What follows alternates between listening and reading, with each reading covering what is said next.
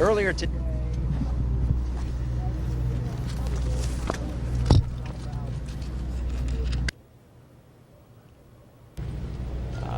Lieutenant Governor and I have been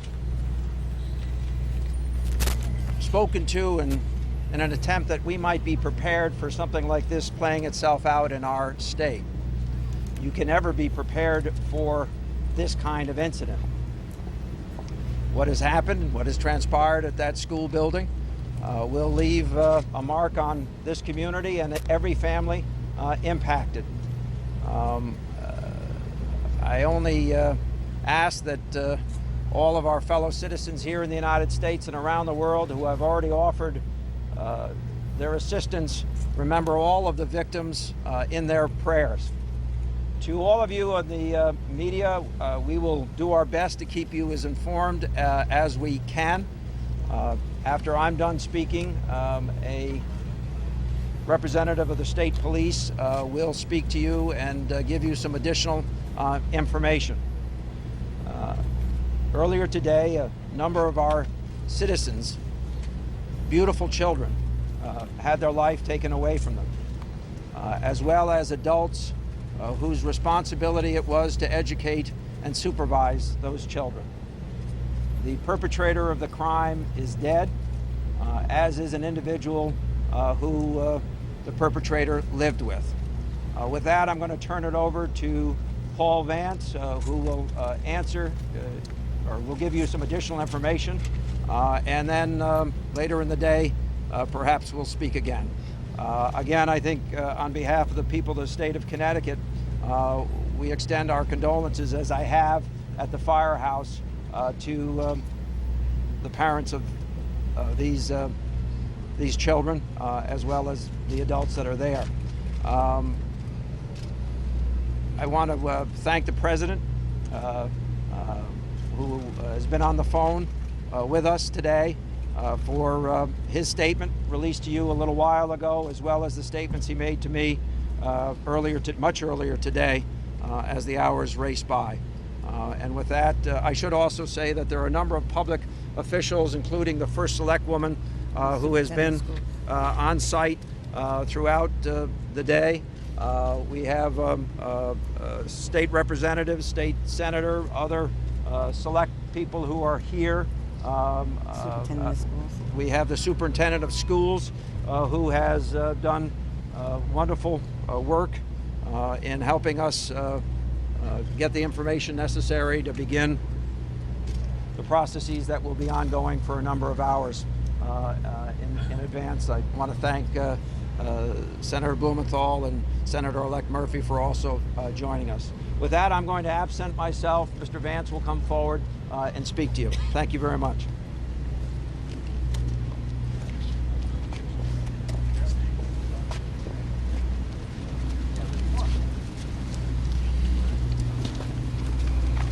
Hi, good evening. I just would like to restate some of the information that we made available earlier. We'll take some questions, but I must preface my remarks by saying this is an active, ongoing investigation. There is a great deal of work to go, and there is a lot of things that we cannot confirm or discuss as of yet. But shortly after 9:30 this morning, Newtown Police Department received a call for help at the Sandy Hook Elementary School here in Newtown. Upon realizing the intensity and the difficulty of the situation, Newtown called for surrounding police departments and state police to respond to assist. Upon arrival of law enforcement officers at the school, they immediately entered the school, as we knew this was an potential active shooter situation. Their focus was to search for students, faculty, and staff and remove them to a safe area outside of the school. They did search every nook and cranny, every room, and every portion of that school and accomplished that task. They took the rescue to a staging area to reunite them with family members. As has been reported, there were fatalities. There were 18 children that were pronounced dead at the school. There were 2 that were transported to area hospitals and pronounced dead at area hospitals. And there were 6 adults pronounced dead at the scene at the school. As the governor has reported, the shooter is deceased. Is deceased in the school. There's a great deal of work going on relative to that. That's the reason we have not identified him as of yet. And by that I mean search warrants, examination of areas of residence, employment, and any ancillary things that may be attached to the identity and to that individual. The scene has been secured. Newtown police officers, state police major crime units from both Western District and Central District have responded and are working with several agencies to process this scene. It is not a simplistic scene, as you can certainly understand. We need to establish identity, we need to document the entire scene, and simply stated, we need to answer every single question surrounding exactly how and why this incident occurred. As the governor said, we will be here through the night, certainly through the weekend, and we're not even putting a time stamp on this as to when we will complete this project. We'll work with the medical examiner's office. We have to establish positive identification, and again, there's a great deal of work that needs to be done here at the school. And we'll take some very brief questions, but understand that this is an active, ongoing case, and there are many things that we cannot and will not discuss at this time. Yes, sir. We're told that there are 2 other crime scenes, including the suspect's father's home in New Jersey and his mother's home here in Newtown. There is a secondary crime scene here in Newtown. That is in fact correct.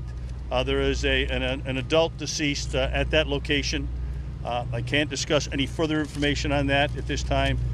There is assistance being lended to us by New Jersey. I don't have the details on that, so I can't answer that. I'm sorry. Yes, ma'am. Lieutenant, can you please confirm that the children who were killed in the school were predominantly in one classroom and that the teacher in that classroom was the suspect's relative? Okay, I can simply state that the information that we have right now that we want to publicize that the shootings did take place in one section of the school in 2 rooms. Okay, one section in 2 rooms. That's as much as we want to go in right now as far as location. Our personnel are documenting that entire scene, and we'll have literally everything mapped out in the final report, final information. We'll present the answers to those questions. But right now, I don't have any more detail than that. Okay.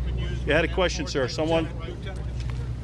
Right now, there is one shooter, but again, we're still looking at every ancillary fact and circumstance related to the deceased shooter at the scene. Yes, sir. Any specifics on the weapons used? No, I don't have that information. I'm sorry. Did the shooter take his own life? To be determined. I don't have the answer to that question either. The next step will be the medical examiner's office will certainly assist us in answering a lot of those questions, the manner and cause of death of all of the deceased.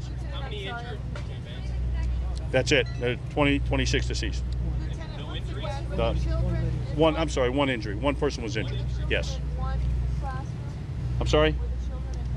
They're in one section or one area of the school. That's the best I can do on that answer. I don't know specifically how many rooms were involved. I was told that there were 2, but in one section of the school building. And then with the adults, were they other? Everyone was in that same section of the building. Was that being reported? Not to be determined, sir. A section of the building is as far as we want to go. Did you already say how the shooter died? It was a self- We did not. We did not. That's to be determined once the postmortem examinations are complete. Does 26 include the shooter as well? I'm sorry? Does 26 include the shooter? Or the 26? 20 children, six adults, and the shooter. 27 total. That's correct. 20 children? And the one at the house. That's correct. That's at the school itself. And then there's one more that we just said at a secondary crime scene. There's a deceased adult at the secondary crime scene. Yes, ma'am. To be determined. That's really something that our investigators are going to have to look at thoroughly and completely, and that'll take some time to try and answer that question.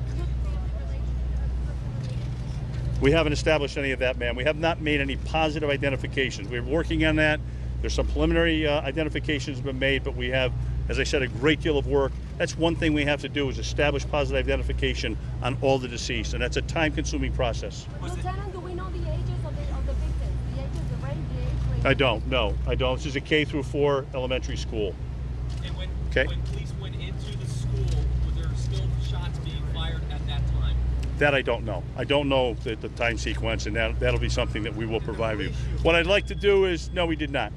What I'd like to do then is tell you that this is a briefing. We'll be back in 60 minutes. Myself and the lieutenant from Newtown will be back in 60 minutes. We'll see if there's any more detail. I've got some of the questions that you've posed. I'll see if I can get some more answers to provide you with information, and that will be just about 20 to 5, quarter to 5. The shooter's mother and teacher. That I don't know. Lieutenant, it's 20 children, 6 adults, and the shooter. Is that correct? 20 children, 6 adults in the facility. plus the shooter, that's 27, and then a secondary scene with an additional adult victim at that secondary scene. 28 in total. Okay? 28. Okay. You said 4 to 5 or another? Yeah, about 20 of 4:45 will be. Do you have an age range on the children? I do not. I do not. Lieutenant, that's Lieutenant VANC. Yeah. One thing I would like to say is that we've been meeting with all of the family members.